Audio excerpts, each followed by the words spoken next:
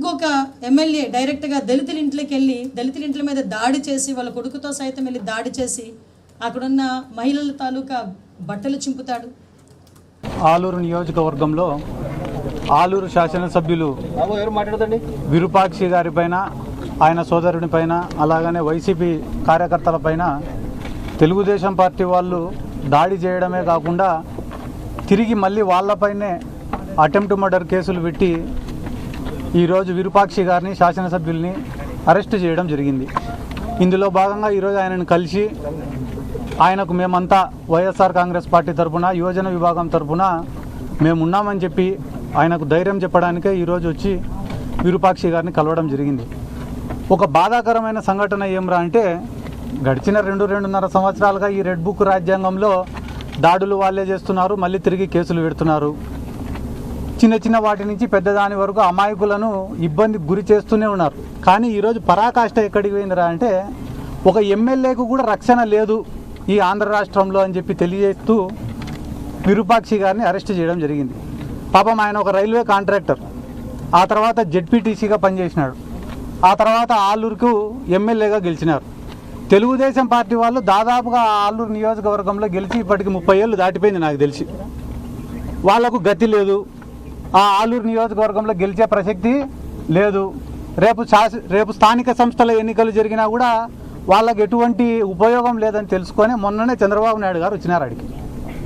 ఆలూరుకు వచ్చి మీరు ఏం చేస్తారో ఏమో తెలీదు, వచ్చే ఎలక్షన్ల కల్లా లేదా స్థానిక సంస్థల ఎన్నికల కల్లా ఇక్కడ తెలుగుదేశం పార్టీ జెండా ఎగరాలా, మీరు దాడులు చేస్తారా, కులాల మధ్యన కొట్లాటలు పెడతారా, విద్వేషాలను రెచ్చగొడతారా, అక్రమ కేసులు పెడతారా, భౌతిక దాడులు చేస్తారా, ఏం చేస్తారో మీ ఇష్టం, మొత్తానికైతే తెలుగుదేశం పార్టీ జెండాల ఎగరాలా అనే ఉద్దేశంతోనే ఈరోజు వాళ్ళే దాడి చేసి ఎమ్మెల్యే గారి పైన మరొక 34 మంది పైన, 27 మంది పైన ఒక కేసు, 43 మంది పైన ఇంకొక కేసు, దాదాపుగా 3 కేసులు నమోదు చేసి వీళ్ళని ఇబ్బంది చేసే కార్యక్రమం చేస్తున్నారు. ఎవరైనా వేడకండి, మీరే ఆలూరుకు పోయి విచారించుకోండి.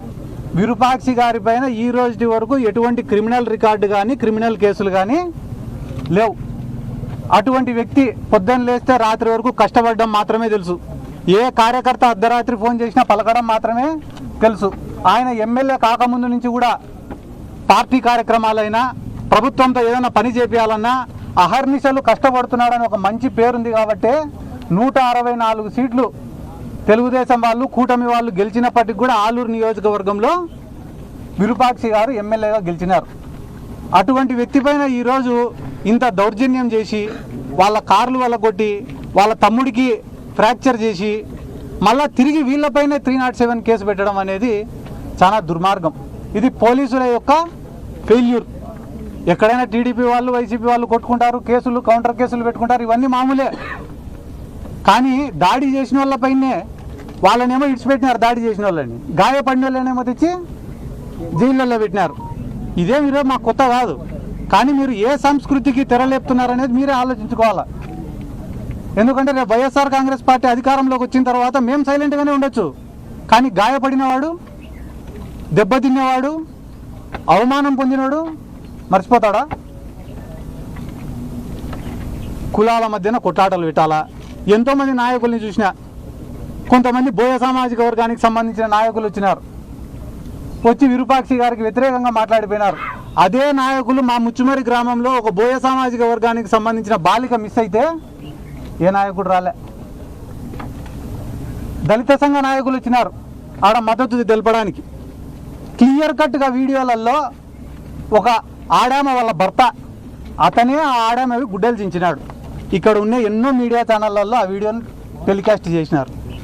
గుడ్డలు చించుకునేది వాళ్ళే, గుడ్డలు చింపినేది భర్తనే, కానీ కేసు కట్టింది ఎమ్మెల్యే బట్టలు చించినాడని కట్టినారు. ఇంతకన్నా నీచం ఆ రాజకీయాలలో. ఆ దళిత సంఘాల నాయకులు వచ్చినారు. ఆ దళిత సంఘాల నాయకులలో ఒక్కరన్నా ఆ పక్క నియోజకవర్గం ఆదోని ఉంది, ఆదోని ఎమ్మెల్యే, కర్నూలు జిల్లా తెలుగుదేశం పార్టీ అధ్యక్షురాలు, ఇద్దరు పక్కన ఉండి ఆదోనిలో ఒక ధనాపురం అనే గ్రామానికి సంబంధించిన ఒక సర్పంచ్, దళిత సర్పంచ్కు అవమానం చేసినారని చెప్పి వాళ్ళు కలెక్టర్ని కలిసినారు, ఎస్పీని కలిసినారు. దాదాపుగా నెల రోజులు ప్రజా పోరాటం చేసినారు. ఏమని? ఆదోని ఎమ్మెల్యే పైన తెలుగుదేశం పార్టీ జిల్లా అధ్యక్షురాలి పైన కేసు నమోదు చేయమని చెప్పి నెల రోజులు పోరాటం చేసినారు. ఆ రోజు ఎవరైతే ఈ దళిత సంఘ నాయకులు, దళిత తెలుగుదేశం పార్టీ నాయకులు ఉన్నారో వాళ్ళు ఒక్కరైనా స్పందించినారా? స్పందించలే. ఈరోజు ఏమంటున్నారు తెలుసా? ఏం లేదా మీ వాళ్ళే వీడియోలు వచ్చినాయి కదా, మీ వాళ్ళే గుడ్డలు చింపుకొని మళ్ళీ కేసు పెట్టినారంటే వీడియో తీసేటప్పుడు ఆయన చింపిరానంట, వీడియో ఆఫ్ చేసినాక ఎమ్మెల్యే చింపిరానంట. ఇంత నీచమా? ఎవరో అడిగినారంటే చంద్రబాబు నాయుడు కూడా, సార్ ఇంత వరస్ట్ గవర్నమెంట్ ఈ ప్రపంచంలోనే లేదంటున్నారు సార్. ఈ ప్రజాస్వామ్యంలో మన అదృష్టం కొద్దీ, వాళ్ళ దురదృష్టం కొద్దీ 5 ఏళ్ళకి ఒకసారి ఎన్నికలు వస్తాయి కాబట్టి మనం ఏం చేసినా కూడా జరిగిపోతాం సార్. ఇప్పటికిప్పుడు ఎన్నికలు వచ్చినా మనం గెలిచే పరిస్థితి లేదు కదా సార్. మీ దగ్గర ఏమైనా సూత్రం ఉందా సార్ రాజకీయాల్లో పైకి రావాలంటారంటే? గవర్నమెంట్ లేనప్పుడు చేస్తామని చెప్పాలంట, గవర్నమెంట్ వచ్చిన వెంటనే చేసేసినామని చెప్పాలంట. అంతకుమించి ఏం చేయాలి సార్ అంటే, అంతకుమించి ఇంకెక్కువ ఏం చేయకూడదురా. నీకు ఎంత కావాలో అంత దోచుకో, నీకు ఎంతమందిని కావాలంటే అంతమందిని ఇబ్బంది పెట్టుకో, 5 ఏళ్ళు మనదే రాజ్యం అని అంటున్నారు. కాబట్టి ఈరోజు మీరు ఎవరైనా చూసుకోండి, డిఎస్సి పైన పోరాటాలు జరుగుతున్నాయి, పొగాకు రైతులకు రేటు లేదని చెప్పి పోరాటాలు జరుగుతున్నాయి, దేశవ్యాప్తంగా మోడీకి వ్యతిరేకంగా పోరాటాలు జరుగుతున్నాయి. ఇన్ని మన కాపు సామాజిక వర్గం వాళ్ళు కూడా పవన్ కళ్యాణ్ పైన ఈడి వరకు ఉన్నారు. అన్నిటికీ అమ్ముడిపోతా ఆడరా తెలుగుదేశం. కానీ ఈ కూటమి కూడా కలిసి ఉండే ప్రసక్తే లేదు. వాళ్ళ కలిసి ఉన్నా కూడా వాళ్ళు బాగుపడే ప్రసక్తే లేదు. వీటన్నిటి నుంచి ఎట తప్పించుకోవాలని తెలియక ఇట్లా దాడులు, కేసులు, అవమానాలు, ఇబ్బందులు.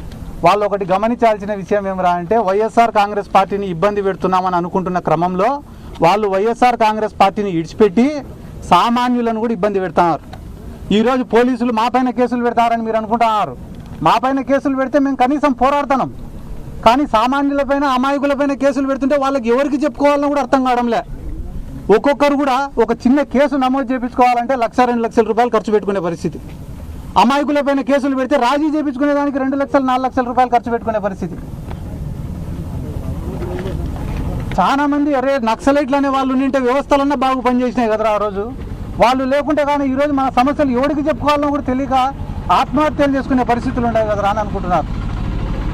దయచేసి మీ మీడియా మిత్రుల్ని కూడా నేను కోరుకుంటున్నా, వాస్తవాలను ప్రపంచానికి తెలియజేసేది మీరే కాబట్టి ఆలూరు నియోజకవర్గంలో ఏం జరుగుతుందో మీరు కూడా ఒక్కసారి ఆలోచన చేయండి. ఎక్కడో పక్క నియోజకవర్గంలో ఉండే బోయ సామాజిక వర్గం నాయకులు వచ్చి మాట్లాడినారు కదా, అదే నియోజకవర్గంలో ఉండే గుమ్మనూరు జయరాం గారు కానీ, బొజ్జమ్మ గారు కానీ వీళ్ళు ఎందుకు స్పందించాలా అంటే విరూపాక్షి గారిది తప్పు లేదు కాబట్టి.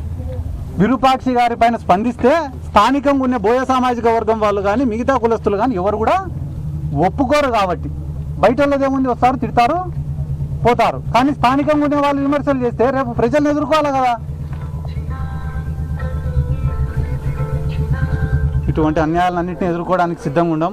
ఖచ్చితంగా రానున్న రోజులలో నేను చెప్పే మాట కాదు, ఎవరెవరైతే నిలుగుతారో వాళ్ళకందరికీ చెప్తానా, 2 ఏళ్ళు మీ ఇష్టం, ఇంకా ఎన్ని కేసులు పెట్టుకుంటారో ఎన్ని దాడులు చేసుకుంటారో 2 ఏళ్ళు చేసుకోండి. కానీ అన్యాయంగా టీడీపీ వాళ్ళకన్నా ముఖ్యంగా అన్యాయంగా కేసులు పెట్టిన ఆఫీసర్లను మాత్రం, వైఎస్ఆర్ కాంగ్రెస్ పార్టీ కార్యకర్తలను, సామాన్య ప్రజలను ఎవరైతే అవమానపరుస్తున్నారో, అసభ్య పదజాలంతో మాట్లాడుతున్నారో, స్టేషన్కు పోవాలంటే కూడా భయానకరమైన వాతావరణాన్ని మీరు సృష్టిస్తున్నారు. అటువంటి అధికారులకు చాలా సూటిగా స్పష్టంగా చెప్తున్నాం, మీరు ఖచ్చితంగా ఎంక్వైరీలు ఫేస్ చేయాల్సిందే. ఏ రకంగా అయితే ఈరోజు మేము కేసులు అనుభవిస్తున్నామో, మీ పైన సస్పెన్షన్లు, ట్రాన్స్ఫర్లు అని అనుకుంటారేమో, అది కానే కాదు. మీరు కూడా ఖచ్చితంగా కేసులు ఫేస్ చేయాల్సిందే, ఈ జైలును చూడాల్సిందే అని కూడా ఈ సందర్భంగా తెలియజేసుకుంటూ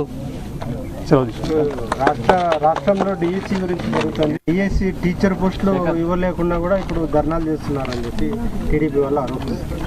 అంటే టీడీపీ పోస్టులు ఇవ్వలేని వాళ్ళు కూడా ధర్నా చేస్తున్నారంటే మీరు అమ్ముకున్నా కూడా తప్పు లేదా? ఇప్పుడు వైఎస్ఆర్ కాంగ్రెస్ పార్టీ చాలా స్పష్టంగా స్పోర్ట్స్ కోటాను అడ్డం పెట్టుకొని మీరు ఉద్యోగాలు అమ్ముకున్నారని చెప్పి చెప్తున్నారు. దానిపైన క్లారిటీ ఇవ్వమని చెప్పి మేము అడుగుతున్నాం. రెండోది బాధితులు అడుగుతున్నారు. దానిపైన మీరు చర్చ పెట్టకుండా మీరు ఇవ్వలేకపోయినారు, మేము ఇచ్చినాము, అది సందర్భం కాదు కదా. మేము అవకతవకలు జరిగినాయి డిఎస్సిలో అని చెప్తున్నాం. స్పోర్ట్స్ కోటా కింద మీరు ఏమని ఇచ్చినారు? మీరు ఎగ్జామ్ రాయకపోయినా కూడా మీకు ఉద్యోగం ఇస్తామని చెప్పినారు. మళ్ళీ జీవోలను మీరే సవరించుకున్నారు. కొత్తగా ఏమో బ్రిడ్జ్ గేమ్ అంటే పేకాటతో సహా అన్ని గేమ్స్ని స్పోర్ట్స్ కోటాలో తీసుకొని వచ్చినారు. కొత్తగా స్పోర్ట్స్ సర్టిఫికేట్లు ఇచ్చినారు. ఎలిజిబుల్ లేని వాళ్ళకి స్పోర్ట్స్ సర్టిఫికేట్లు ఇచ్చినారు. ఇవన్నీ దానిలోకి సమాధానం చెప్పమని చెప్తుంటే మీరు ఇవ్వలేకపోయినారు, మేము ఇచ్చినాము, తప్పు కదా ఇది. అంటే మీరు ఎట్లయినా అమ్ముకోవచ్చా? బాధితుల పక్షాన మేము మాట్లాడుతున్నాం తప్ప మా సొంత ఎజెండా కాదు కదా డిఎస్సీ అంటే బాధితులే మీ పక్షాన లేరు, కేవలం రాజకీయ మనుగడ కోసం వైసీపీ ఇదంతా ఆందోళన చేస్తుందనేది వాళ్ళ వాదన. రాజకీయ మనుగడ మాకు అవసరం లే. మీరు గ్రామాలలోకి పోతే కానీ నీళ్లు ఇవ్వడం లే అని చెప్పి రైతుల ఆందోళనతో ఉన్నారు. పండించిన పంటలకు రేట్లు లేవని చెప్పి రైతుల ఆందోళనలో ఉన్నారు. విద్యార్థులు కూడా నిరుద్యోగ భృతి ఇవ్వడం లే అని చెప్పి ఆందోళనలో ఉన్నారు.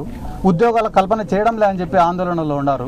ఇవన్నీ మీరు ఇచ్చినారా నిరుద్యోగ భృతి? దానికి ఒక్కదానికి నువ్వు సమాధానం చెప్పు. మాకు మనుగడ ఏమవసరము? 18 ఏళ్ళు దాటిన ఆడోళ్ళకి 1500 రూపాయలు ఇస్తామన్నారు, ఇచ్చినారా? మాకెందుకు ఆందోళన? మీరు ఒక ప్రాజెక్టు పేరు తీసుకున్నా, ఒక స్కీమ్ పేరు తీసుకున్నా, ఒకటి వైఎస్ రాజశేఖర రెడ్డి గారన్నా గుర్తుకు రావాలా, లేదా జగన్మోహన్ రెడ్డి గారన్నా గుర్తుకు రావాలా, లేదా అప్పట్లో ఎన్టీ రామారావు గారన్నా గుర్తుకు రావాలా? ఇప్పుడు చంద్రబాబు నాయుడు పేరు చెప్తే ఏం గుర్తొస్తుంది? స్కాములు తప్ప. అమరావతి పేరిట దోపిడీ. ఇవన్నీ ఎందుకన్నా? రేపు దేశంలో మీరు ఫేక్ అలిగేషన్ చేస్తున్నారు కదా. భోగాపురం ఎయిర్పోర్ట్ మేమే కట్టినామంటాడు కదా చంద్రబాబు నాయుడు. ఇది ఫాస్ట్ జనరేషన్. ఈ జనరేషన్లో యూట్యూబ్, ఫేస్బుక్, ఇన్స్టాగ్రామ్ ప్రతి దాంట్లో సబ్జెక్ట్ గ్యాదర్ చేయడంలో, నాలెడ్జ్ సంపాదించడంలో ఈ జనరేషన్ చాలా స్పీడ్లో ఉంది. ఎవరు పని చేసినారు, ఎవరు పని చేయలే, ఎవరు మాటలు చెప్పినారు, ఎవరు అబద్ధాలు చెప్పినారు, ఎవరు దౌర్జన్యం చేసినారు, ఎవరు మంచి చేసినారు అని తెలుసుకోలేని మూర్ఖపు పరిస్థితుల్లో ఈ జనరేషన్ అయితే లేదు. కాబట్టి లోకేష్, చంద్రబాబు నాయుడు, పవన్ కళ్యాణ్ వీళ్ళు చేస్తున్నటువంటి తప్పుడు ఆరోపణలను కనుక్కోలేని పరిస్థితుల్లో ఈ రాష్ట్ర ప్రజలైతే లేరు. మనమేమన్నా మూర్ఖులం కావచ్చు, కానీ రాష్ట్ర ప్రజలైతే, ఈ జనరేషన్ అయితే అస్సలు కాదు. అంటే ఆల్రెడీ డేట్ ఫిక్స్ అయింది, నేను చర్చకు సిద్ధము అని చెప్పేసి లోకేష్ సవాల్ విసురుతే జగన్ పారిపోతున్నాడు, రావడం లేదనేది లోకేష్. పేర్ని నాని గారు చాలా స్పష్టంగా ఇచ్చినారు, మీరు చూసినారో లేదో. లోకేష్, నువ్వు చర్చకు వచ్చేదానికైతే మేము చర్చకు సిద్ధంగా ఉన్నాం. జగన్మోహన్ రెడ్డి గారు చర్చకు రావాలంటే మీ ఫాదర్ నారా చంద్రబాబు నాయుడు గారిని రమ్మనండి, డేటు ప్లేసు మీరే ఫిక్స్ చేయండి, వస్తాడు. అది మాట. అది మీరు విన్నారు లేదు? నేను అమిత్ షాని మీ పార్టీ నేతలు కలిశారు, ఏం చెప్పారు అమిత్ షా గారు? మీ పార్టీ నేతలు ఇచ్చినారు కదన్నా, జగన్మోహన్ రెడ్డి గారికి భద్రత తగ్గించినారు. ఎక్కడికి పోయినా కూడా లక్షల మంది జనం. ఆయన ఏమైనా చెప్పారా? నేను లేను కదన్నా, కనుక్కుంటా పార్టీ.